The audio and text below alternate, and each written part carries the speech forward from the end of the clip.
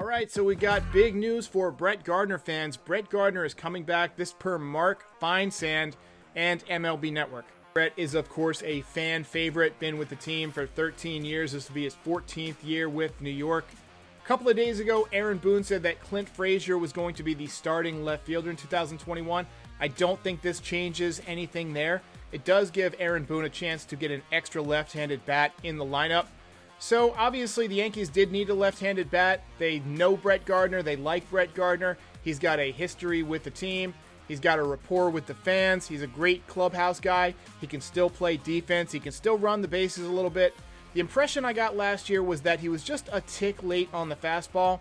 He's always been a guy who would foul off a ton of pitches, and last year we saw him swing through some pitches that he used to hit and that he used to drive all over the ballpark. Also, I feel like he's gotten a little bit more home run happy over the past couple of years. He set his career high in home runs with 28 in 2019, and I felt like he was kind of swinging from the heels to begin the 2020 season. In 2019, he did post an 829 OPS, but last year it fell to 747. He hit just 5 home runs. He did have a 108 OPS plus, which means he was 8% better than the league average. That's because he does draw a lot of walks, so he's got a lot of value there. If he could just hit a little bit better in 2021, I think this is going to be a great move. The deal is for $4 million. He got paid $10 million in 2020, so he's obviously taking a huge pay cut to come back. Last I heard was that the Yankees were willing to go up to maybe $3 million.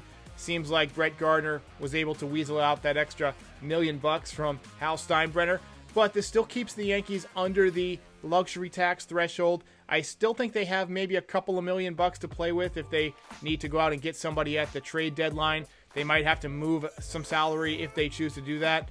We'll see what happens. Again, this is his 14th year with the team. We know what to expect from Brett Gardner. Good clubhouse guy. He's going to bang on the roof with a bat when the umpire blows a call.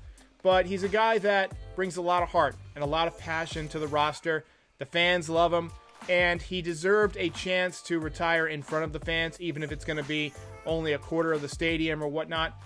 But I do wish that Brett Gardner would, maybe work on using the whole field a bit more this year, get a little less focused on hitting the ball out of the ballpark. That's really not his role on the team. He doesn't need to be a home run guy. When he gets in there, I want to see him work in the count. I want to see him lay down a bunt and try and beat it out. I want to see him beat the shift. Those are the things that Brett Gardner brings to the table. I get that the power a couple of years ago brought a ton of value, but I don't think he's that player anymore.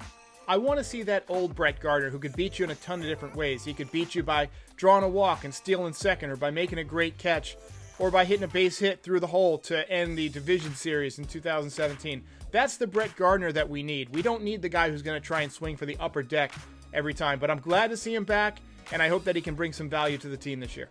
If you are new to the channel, here's a rundown of what you'll find here this season.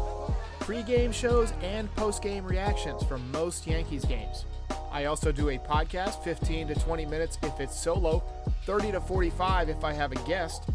Also prospects, rumors, and breakdowns. And don't miss the Martian Tracker, where I will post periodic updates of the Yankees' #1 prospect, Jason Dominguez, as he makes his way to the major leagues. Please like and subscribe. It helps other Yankees fans find the channel. I'll see you next time.